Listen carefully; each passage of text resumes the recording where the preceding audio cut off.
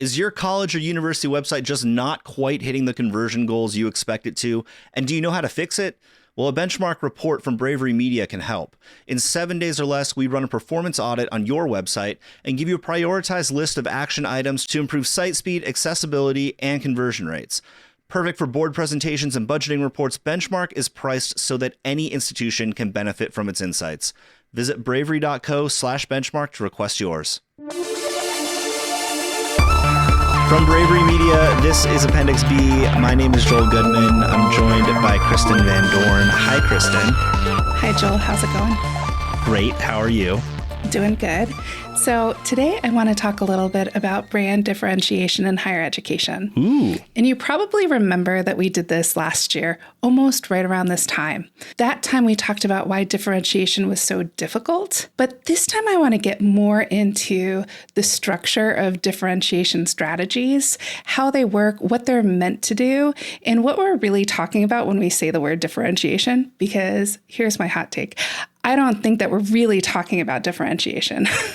I'm very excited about this because differentiation, especially brand differentiation, is something that we see a lot of higher ed pros talking about on LinkedIn. You know, how do we differentiate ourselves? How do we make our brand stand out? You know, all that kind of stuff. And I think there's a lot of searching. And so hopefully we can help put some clarification into different strategies on actually figuring out how to differentiate. Yeah. So the first thing, just to recap what we talked about a year ago, was that differentiation strategies in higher education are difficult because we're differentiating from our partners and our friends, our collaborators. Faculty tend to run a lot of decision making in higher education. And when their advisors from when they were grad students work at a competitor, or when their advisees move on to other institutions and wind up at their competitor institutions, the last thing that they really want to do is go after another institution's market share in a very direct and deliberate way, because it feels like they're undercutting the success of the people that they work most closely with. But then on top of it, just by the nature of the higher education ecosystem, from funders to accreditors, we're expected to have really similar structures. And really similar structures mean similar workflows, mean similar services. And those services mean that we don't have a lot of differentiating features and benefits that we can compare to our competitors and say that we're worth more because we have more, or we're worth the same, but we actually charge a little less. Does that make sense? Yeah, it's working on the value prop here. It's figuring out, like, why should someone like us? And in most cases, that's probably not just going to be we're cheaper, or at least it probably shouldn't be we're cheaper. Yeah. So let me get a little bit into the science of how brand differentiation works. So brand differentiation is actually a partner to another close topic, brand parity. So you either take a differentiation or a parity strategy. So the way that it works is that if you want to protect your market share from other people, so that means you think that you have customer loyalty, that people have some name recognition for you, they know who you are, and they definitely want to attend your school. That's loyalty that you want to protect. So the way that you do that is by differentiating yourself with the features and benefits you offer to your most loyal customers. Now, if I were trying to steal your market share, the way that I'd go about doing it is I'd say, I have the exact same features and benefits, but I cost a little less. And that is the kind of equation that excites customers and gets them interested in switching to a different brand. So this is kind of like when you're surfing around on Amazon.com and you see a knockoff brand. Kind of. Oh, exactly. A knockoff brand is something that's there. So like there are certain products that we like to use for, especially for like podcasting, right? There's certain lighting and microphone type of stuff. But when you go out and you look on Amazon, you find things that are $5, $10 cheaper than the one that was the brand name that you wanted. And if you're like me, you always think like, is the quality of it worth it for that reduction in cost? And, who knows? I'll give it a try because it's $10 less. Right. So that's exactly the way that it works in all marketplaces, except the unique facet of higher education is that we're not transparent about our costs. We're trying to get better, but the tricky thing is that we're governed by a Department of Education financial landscape that completely changes the cost for each individual student. So it's hard to provide guarantees that we're going to be cheaper or that we're going to be more cost effective based on the services that a unique student needs, because we need them to submit their financial information in the first place, which means they've probably applied before we can even put together a package for them to be compared against other institutions. So the only thing you have to go on is, hey, we cost less, and you're going to do a whole bunch of work to try and figure that out. But at the same time, I think there's a bigger question around, is that what people want in higher ed?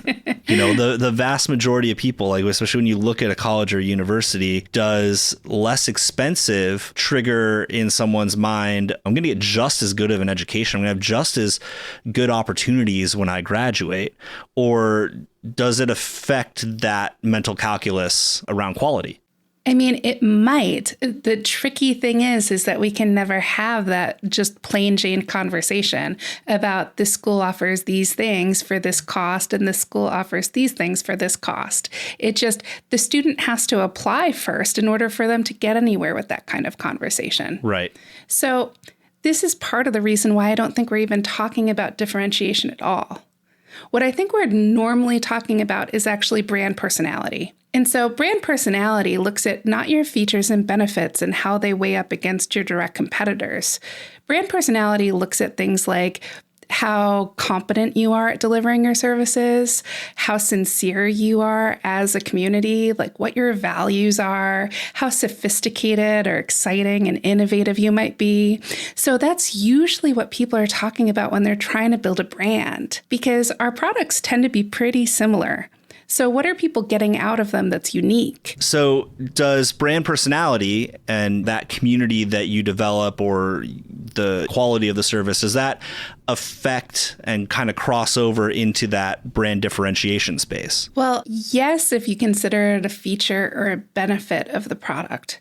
So on the feature side, those are things that you get with a product at the time you're using it, right? So features of an education might be how flexible you are or how much support you have. And then the benefits are the benefits that you receive after you've used the product. So a benefit might be a really engaged alumni association where there's lots of sharing of job prospects. There's lots of helping each other out. It feels like a community that lives on beyond the product. So absolutely that community aspect that feels embedded in the brand personality does transcend into brand differentiation. Where I would rather focus, though, is that brand personality can be built up and shared and increase your sense of community in a way that I don't think differentiation gets to. Differentiation probably winds up a lot on your program pages, but it's not speaking for your entire institution because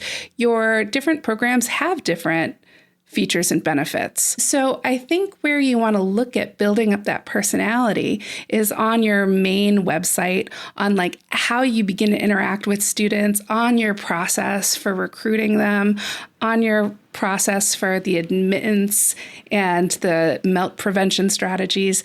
Those are where that personality can really come through and where it can really be effective in your brand strategy. So Kristin, how do we suss out how we should be doing this, what we should be doing around this? What kinds of research can we put into it? Well, I think that you can do a lot of competitor brand research. So you can look at what your competitors are known for and compare that against what you're known for. And then that gives you some raw material in terms of making decisions regarding what to promote. I also think that you can do a lot of brand salience research just to figure out who knows about you and what do they know. What are their thoughts about your equity, like what you bring to the table, what you can provide for them. And that kind of gives your marketing a cue as to what they should be focusing on when they're putting out information about you to the broader public.